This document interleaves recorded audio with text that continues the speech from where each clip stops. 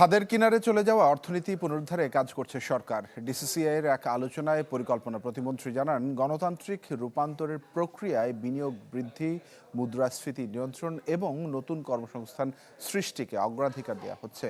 পাশাপাশি অর্থনীতিকে শক্ত ভিত্তি দিতে উদ্যোগ নেওয়া হচ্ছে বেসরকারি খাতের অংশগ্রহণ বৃদ্ধির উপরে।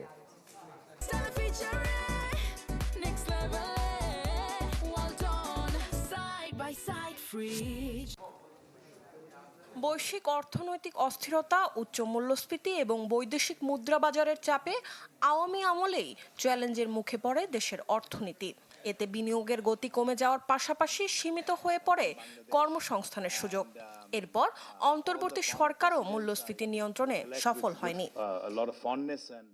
সোমবার Dhaka chamber of commerce and ইন্ডাস্ট্রির আলোচনায় উঠে আসে উচ্চ সুদহার এবং নীতিগত দুর্বলতার কথা, যেখানে সুদহারের উচ্চতা ও নীতিগত স্থিতিশীলতার অভাব বিনিয়োগকারীদের জন্য বড় প্রতিবন্ধকতা বলেন অংশ নেয়ারা। সাম্প্রতিক মধ্যপ্রাচ্য, আমেরিকা ইসরায়েল যুদ্ধের কারণে বৈশ্বিক বাণিজ্য হুমকির মুখে রয়েছে। তাছাড়া ট্রাম্প প্রশাসনের সিদ্ধান্ত অনুযায়ী নতুন 10 শতক বৈশ্বিক শুল্ক নীতি ব্যবসা ও আন্তর্জাতিক বাণিজ্যে অনিশ্চয়তা তৈরি করেছে। রেভিনিউ ঘাটতি আছে। অর্থনীতিবিদরা বলছেন, নতুন সরকারের পরিকল্পনা সঠিকভাবে বাস্তবায়িত হলে অর্থনীতির স্থিতিশীলতা ফিরে আসার পাশাপাশি দীর্ঘমেয়াদে বাড়বে দেশি ও বিদেশি বিনিয়োগ। You have to rationalize this particular tariff structure. So আপনারা যে স্ট্রাকচারাল রিফর্মের যে কথা বলেছেন, the biggest structural reform, the biggest overhauling that needs to be done is at the institution of the National Board of Revenue. High inflation না।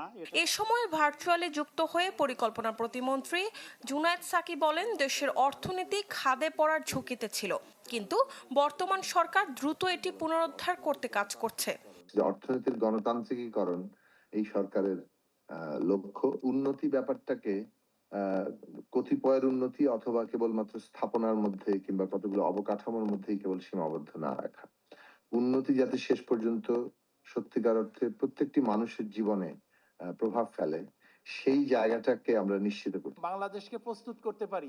সরকারের নেয়া এসব উদ্যোগ বাস্তবায়ন হলে দেশের অর্থনীতি দ্রুত পুনরুদ্ধারের পথে এগিয়ে যাবে এবং নতুন কর্মসংস্থান সৃষ্টি হবে বলে মনে করছেন ব্যবসায়ীরা। এবং সঠিক বাস্তবতাকে তুলে নিয়ে আসে। মরিয়ম আজিজ মরিন, চ্যানেল 24, ঢাকা।